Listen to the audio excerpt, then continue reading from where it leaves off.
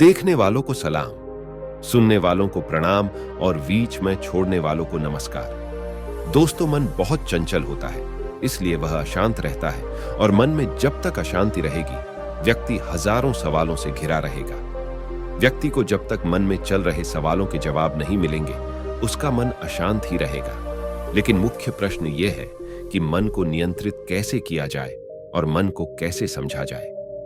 गौतम बुद्ध की इस कहानी में उन्होंने मन को जानने के लिए 6 चरणों के बारे में बताया गया है। शुरुआती 5 चरणों को जाने बिना आप मन को नहीं समझ सकते हैं। आइए जानते हैं इन 5 चरणों के बारे में। एक बार एक व्यक्ति गौतम बुद्ध के पास गया और पूछा कि मन को नियंत्रित करने का पहला चरण क्या है। बुद्ध कहते हैं, अपने मन को समझने का पहला चरण है इसके द्वारा दिए गए लालच की व्यर्थता को देखना।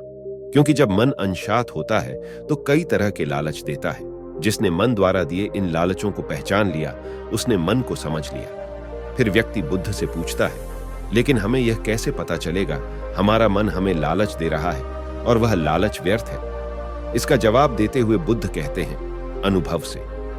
मनुष्य मन के लालच से जिस कार्य को अतिपूर्वक करता है, उसमें उसे हानि ही होती है और हानि के बाद ही उसे अनुभव भी होता है।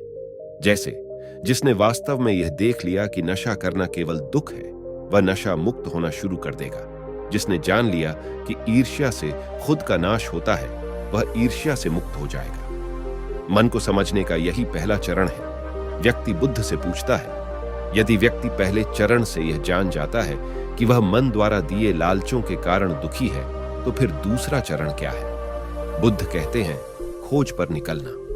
दूसरे चरण के लिए ऐसे व्यक्ति की खोज पर निकलना होगा जो कि पहले ही अपने मन को जान इससे मुक्त हो चुका है, क्योंकि वही तुम्हारा मार्गदर्शन कर पाएगा। व्यक्ति कहता है, लेकिन ऐसे व्यक्ति की पहचान कैसे होगी? बुद्ध कहते हैं, यही तीसरा चरण है। सुनना ही अपने मन को समझने का तीसरा चरण है। व्यक्ति कहता है, क्या इसे देखकर पता नहीं किया जा सकता? बुद्ध कहते हैं, देखने में कोई व्यक्ति बहुत शांत और अच्छा लग सकता है, लेकिन उसके मन के भीतर क्या है, यह उसके शब्दों से ही पता चलता है।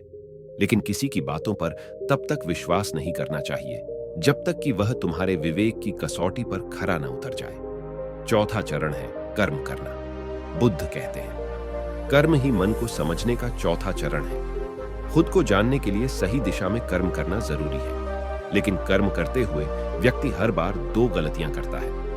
पहली गलती है यह कि शुरुआत ही नहीं करना, और दूसरी गलती पूरा रास्ता तय नहीं करना। इन दोनों गलतियों के पीछे हमारे मन की ही चाल होती है।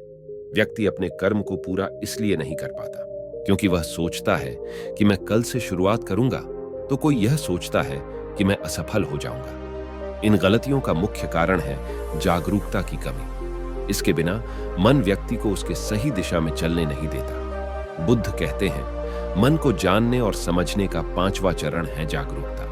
इसीलिए हर कार्य को जागरूकता के साथ करो। बिना जागरूकता के साथ किया गया कार्य या फिर जिया गया क्षण मृत्यु के समान है। व्यक्ति बुद्ध से पूछता है, अपने जागरूकता के स्तर को कैसे बढ़ाया जा सकता है? बुद्ध कहते हैं, ध्यान से। ध्यान ही मन को जानने, समझने और नियंत्रित करने का अंतिम चरण है। यानी ध्यान ही वह नाव है जिस पर बैठ मन रूपी नदी को पार किया जा सकता है। जिस व्यक्ति ने इन शुरुआती 5 चरणों से ध्यान को जान लिया, उसने अपने मन को जान लिया। दोस्तों, आशा करते हैं कि आज की कहानी आपको अच्छी लगी होगी। इसी ही और कहानियां सुनने के लिए हमारे चैनल को सब्सक्राइब कर लें। धन्यवाद।